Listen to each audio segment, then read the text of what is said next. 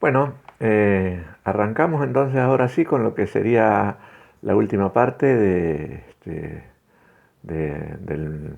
los desarrollos del módulo 2, que está lejos de ser el cierre, porque en realidad lo que estos videos se plantean son apenas una introducción, un punto de partida de aquello que vamos a ir trabajando durante 15 días en el foro, en los intercambios, en la lectura de la bibliografía, nada, eso. Así que va a ser un gusto estar transitando con ustedes este tiempo. Hay una cosa que yo voy a volver a señalar, aunque creo que ya está claro, pero viene bien. Estamos para poner a la vista la presencia de la víctima. ¿Por qué lo señalo tantas veces? Y por todo lo que nos genera cuando vemos que hay la presencia del victimario o la naturalización de alguna violencia. Cuando nosotros vemos esas cosas, nos agarra la cuestión de puntualizar, de señalar, de denunciar, y sin querer volvemos a invisibilizar a la víctima, que es lo que estamos tratando de reflotar. Bueno, y hablando de víctimas, hay las victimizaciones eh, son siempre dolorosas, son siempre horrendas, son siempre tremendas, tienen un grado de perversión vehiculizada a través del victimario de manera innegable, pero si hay una victimización que espanta especialmente es el abuso sexual contra niñas, niños y adolescentes. Esto que hasta hace un tiempo llamábamos abuso sexual infantil y que de a poco hemos ido corrigiendo, porque en realidad los niños no abusan, los que abusan son los adultos, entonces es un abuso de un adulto contra un niño, contra una niña o un adolescente. Es el ejercicio de la sexualidad perversa contra ellos, porque de eso se trata. El abuso sexual infantil o el abuso sexual contra la niñez es la irrupción de la sexualidad perversa en la sexualidad en ciernes de un niño, de una niña o de un adolescente. Señalamos esto de lo sexual pese a que hoy tenemos en claro que tanto en los abusos sexuales como en las violencias, como en las violaciones, en realidad el victimario no busca ningún tipo de satisfacción sexual. La satisfacción sexual es el vehículo de humillación, es el vehículo de ejercicio de poder, es la herramienta que utiliza para la cosificación de la víctima, porque lo que al abusador, al violador, le genera placer es esta cuestión de la víctima reducida a su más mínima expresión. Silvia Bleichmar nos decía con claridad meridiana, como todo lo de Silvia Bleichmar, que si hoy tuviéramos que redefinir el concepto de perversión, estaríamos hablando de el ejercicio de dessubjetivación del otro. Y de esto se trata el abuso sexual, de esto se trata la violación, de esto se trata todo tipo de expresión que tenga lo sexual como mascarada, más allá de que lo sexual está presente, pero no es lo central. Si nosotros perdemos de vista eso, perdemos de vista muchas cosas, ¿no? La otra cuestión que me parece que es importante tener en cuenta es que el abuso sexual contra niños, niñas y adolescentes genera una sensación de devastación psíquica importantísima. Digamos, es uno de los actos más destructivos contra la niñez, ¿no? Digamos que, por eso hay algo que yo he subrayado bastante, que tiene que ver con cuando se dice que un abusador sexual es alguien que fue abusado, que fue víctima de abuso cuando era niño. La experiencia clínica parece decir absolutamente lo contrario, independientemente de que puedan existir algunos abusadores que efectivamente han sufrido abuso. Pero no es ese el motivo de su desarrollo perverso. El, el niño o la niña que padeció abuso sexual, lejos, pero muy lejos, de convertirse en en un abusador, queda en condiciones de ser abusados en todas y cada una de las instancias de su vida. Ojo, ojo, no, con esto no estamos señalando una cuestión que no se pueda revertir de ninguna manera. No estamos diciendo, estamos muy lejos de afirmar que quien padeció abuso ha perdido para toda su vida las posibilidades de recuperación. No, no es así. No es así. Señalamos esto para que quede en claro la profundidad de la herida.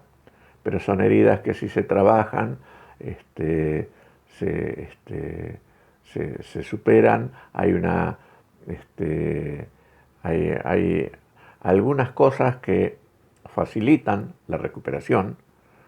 Una de ellas, la más lejana, es que la justicia haga justicia, valga la redundancia, porque la reparación simbólica que implica la condena de un abusador es un aliciente muy grande para ir reencontrándose con algunos aspectos de la salud mental. La otra cuestión, bastante central, es que el niño o la niña hayan podido hablar de esto, porque digamos que como corolario de la relación perversa con el abusador, con el victimario, el niño o la niña quedan, no es que salen, quedan en un pacto de silencio sostenido por el miedo o por la culpa. ¿Por qué la culpa? Porque el abuso sexual no se da a través de la violencia directamente. El abuso sexual se da a través de la seducción. Por eso los abusadores en general son personas muy cercanas a la víctima. Se da a través de la estafa afectiva, a través de la seducción, a través de la atracción, ¿no? Y en ese sentido, lo que le genera a la víctima es la sensación de haber provocado ellos esta situación o de no haber hecho nada para evitarlo. Por eso cuando finalmente el niño o la niña logran hablar, si no es que se llevan el secreto durante décadas y décadas y décadas y a veces durante toda la vida, si logran hablar, es fundamental la forma en que son escuchados, la forma en que son protegidos, la cuestión de que rápidamente se genere una separación con con el abusador y además, por sobre todas las cosas, que se los escuche con una que se les transmite una sensación de credibilidad.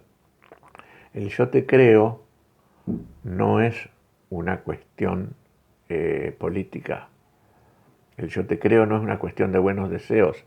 El yo te creo es una actitud necesaria para cuando un niño o una niña develan, denuncian estar padeciendo una situación de victimización sexual. Es fundamental ponerse en una situación de cobijarlos, de ampararlos, de escucharlos. Ya habrá tiempo de ver si efectivamente es cierto o no, que en general es cierto, además, ¿no? Pero esa actitud también ayuda mucho. Y que puedan hablar también en el sentido de que tanto como el abuso sexual enferma la no circulación de la palabra. La no circulación de la palabra es veneno en este tipo de situaciones. El abuso sexual infantil encima tiene una modalidad muy extendida, lamentablemente es la modalidad más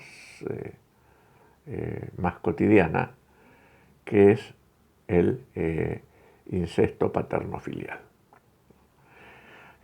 Hace muchos, pero muchos años que venimos bregando porque el abuso sexual perpetrado por un padre tenga una pena mayor que el perpetrado por otras personas, porque en realidad estamos hablando de que está siendo abusada o abusado por aquella persona que era quien debía tutelarla o tutelarlo, que debía tutelarlo socialmente, familiarmente, vitalmente, económicamente, educativamente. Debía tutelarlo con mayúscula. Y en lugar de eso, o además de eso, lo cual lo hace pero muchísimo más perverso todavía, lo que hace es abusar, es tomar a ese niño o a esa niña como objeto de sus pulsiones destructivas, de su pulsión de dominio, de su pulsión sexual. Esto genera situaciones devastadoras y ustedes imagínense lo que ocurre en la psiquis de un niño o de una niña cuando esto ocurre. El abuso sexual infantil lo van a poder profundizar en la bibliografía, hay bastante bibliografía sobre eso. Agrego que un niño o una niña que padecen maltrato o que padecen abuso, pero sobre todo cuando padecen abuso, siempre hablan, aunque no hablen con la palabra. La cuestión es si hay un adulto protector dispuesto a mirar lo que está pasando con ese niño o esa niña, que pueden no decir que están siendo abusados, pero que de pronto generan un cambio de conducta que hay que ser muy ciego para no darse cuenta que estamos hablando de alguien que está sufriendo algo grave, aunque no sepamos que efectivamente es un abuso, ¿no? Por eso, creo que por eso, en general, quienes detectan rápidamente el abuso suelen ser las madres, en algunos casos, cuando se trata de los padres, y en la escuela. La escuela es uno de los escenarios donde más se detectan los abusos. La otra cuestión es que hay un tipo de maltrato, trazo una línea para decir esto rápidamente, hay un tipo de maltrato que no está muy atendido, pero que es fundamental atenderlo, y que afecta fundamentalmente a niños, niñas y ancianos y ancianas, que es la cuestión del abandono emocional. Esta cuestión de no registrar las necesidades emocionales del otro, no registrar ningún tipo de necesidad del otro, y, digamos, condenarlo a una especie de objetivación en el peor de los sentidos. Es un objeto que está instalado, que no recibe ningún tipo de respuesta a sus estímulos, con todo lo que esto significa, ¿no? Que esto nos lleva directamente, una vez más, a lo que decíamos en el video anterior sobre el maltrato a la ancianidad y a la discapacidad, ¿no? Que son abusos y violencias tan ocultas como presentes, ¿no? Que llevan también a la desubjetivación y que se vehiculizan fundamentalmente a través de la descalificación de la palabra. Son personas que son ubicadas en neblina. No se las ve, no existen, no están, ¿no? Y el problema que hay que agregarle a esta cuestión de este tipo de violencia hacia discapacidades y hacia la ancianidad, el problema que no es menor, digamos, es que son violentados y abusados por todas las franjas etarias. Conocemos adolescentes, conocemos adultos, adultas, que abusan, aprovechan, eh, avasallan la vulnerabilidad de estas personas. La violencia está entre nosotros. Tal vez seamos menos los que no queremos un mundo violento. Pero es fundamental que entendamos, y acá sí viene un tema de responsabilidad, que todos somos responsables de trabajar para tratar de erradicar la violencia contra todos y todas, sean quienes sean, ejerzan la sexualidad que ejerzan, tengan el género que tengan, la edad que fuere, el rol que desempeñen. Nadie tiene derecho a ejercer violencia contra los demás. Si empezamos a entender esto, tal vez cada día podemos hacer una acción. Este curso y este instituto tiene el eje puesto en la psicología jurídica para que la salida necesaria desde ese ámbito sea la reparación simbólica tan necesaria, y no es casual que la denominación del instituto esté centrada en los derechos humanos. Si nosotros entendemos los derechos humanos, podemos empezar a entender muchas cosas.